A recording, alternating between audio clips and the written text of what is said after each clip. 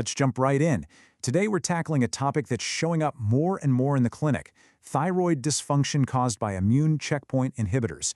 This is a big one for endocrinologists, so we're going to break down exactly how to diagnose and manage it, what it means for your patients, and how you can stay ahead of the curve. So as you know, these immune checkpoint inhibitors, or ICIs, have been a total game changer for cancer treatment. But they've also brought a whole new set of challenges to our doorstep, right? We're talking about those immune-related adverse events, or irAEs. And for us in endocrinology, it's a significant number. Roughly 10% of all patients on these drugs will develop some kind of endocrine issue. That's a huge new patient population we need to get really good at managing. And when we say endocrine issues, what's the number one culprit? You guessed it, it's the thyroid. You can see everything from hypophysitis to adrenalitis, but thyroid dysfunction, that's the one we see far and away the most. So getting a solid handle on how this works and how to treat it is just, well, it's non-negotiable for our daily practice. Now here's where it gets really interesting. Kind of a clinical paradox, actually. We call it an adverse event, but check this out. When a patient develops this thyroid IRA, it's actually linked to a better chance of surviving their cancer. A significantly better chance. So think about what that means. Our job managing this side effect isn't just about comfort. It's about keeping these patients on their life-saving cancer treatment. Our role is absolutely vital. Okay, let's get into the nitty-gritty. We're dealing with a brand new class of clinical problems here.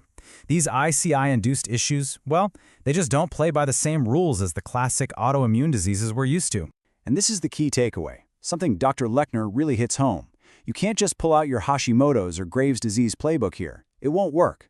These are a different beast altogether. They need their own approach, their own management strategy. And that's exactly what we're going to unpack today. So, what's happening under the hood? Well, you can think of these ICIs as taking the brakes off the immune system. They block signals like CTLA4 and PD-1, which normally tell our T cells to stand down. And that's great. It lets the immune system go after cancer cells full throttle. The problem? Sometimes those revved up T cells get a little confused. They can't tell the difference between a tumor cell and a healthy thyroid cell, and you end up with collateral damage, this off-target destruction. Okay, so what does that collateral damage actually look like in a patient? Well, for ICI-induced thyroiditis, it follows a surprisingly predictable path. And the risk really depends on what drug cocktail the patient is on.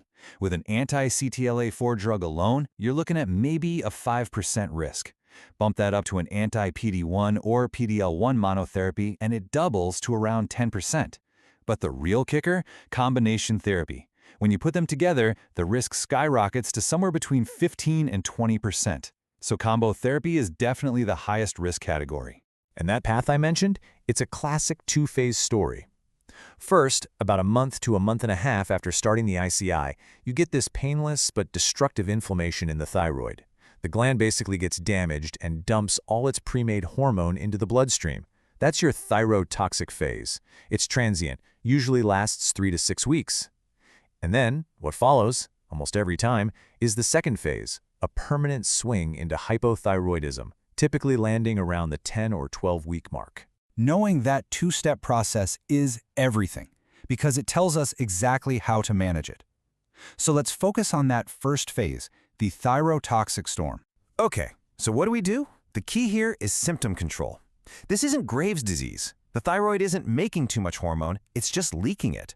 So your go-to is going to be beta blockers, propranolol, whatever you're comfortable with to manage the palpitations, the anxiety, the shakes. Now, what do you not do?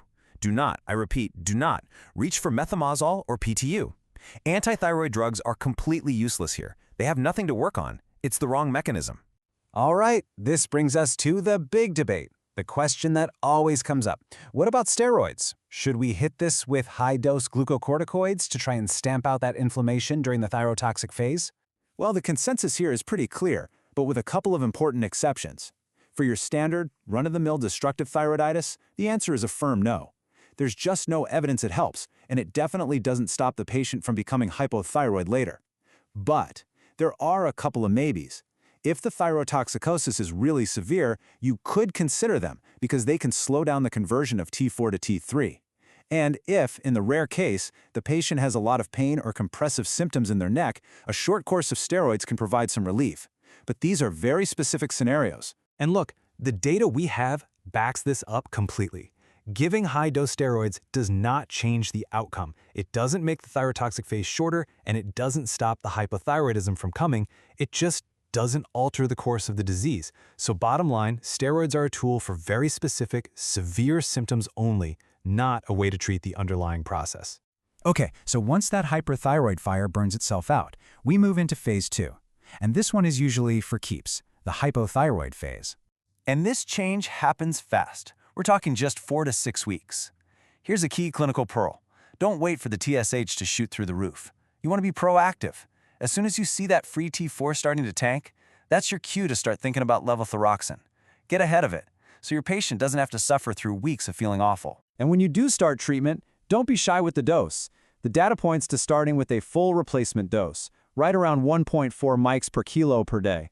And yeah, that's a bit higher than what you might start with for a typical Hashimoto's patient, but it makes sense, right? The destruction of the gland here is much faster and more complete. So, a few key things to remember with dosing. Start with that full replacement dose, maybe a little lower, like 1.2 mics per kilo for older folks, and then titrate to the TSH. Pretty standard stuff. But, and this is the big one, the most critical thing you have to do is check for adrenal insufficiency first. Always. Especially because these patients can have other irAEs like hypophysitis. Because if you give levothyroxine to someone who is cortisol deficient, you could throw them into an adrenal crisis. And that is a can't-miss, life-threatening situation.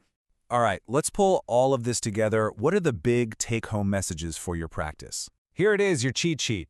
Number 1, this is destruction, not overproduction. So use beta blockers for symptoms. No antithyroid drugs, period. Number 2, steroids are not for changing the disease course. They're only for very specific severe symptoms.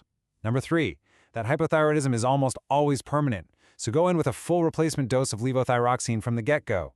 And finally, and this is so important, remember why this matters so much. When you manage these side effects well, you're helping your patients stay on their cancer therapy and ultimately live longer. Your role here is huge. So, where is all this headed? It leaves us with a pretty exciting question for the future, right? We're starting to figure out the exact immune pathways that cause this collateral damage. So you have to wonder, could we get to a point where the next generation of these drugs is smart enough to only attack the cancer? Could we engineer immunotherapies that leave the thyroid, the pituitary, and all our other endocrine glands completely alone? That's the next frontier. Thanks for tuning in.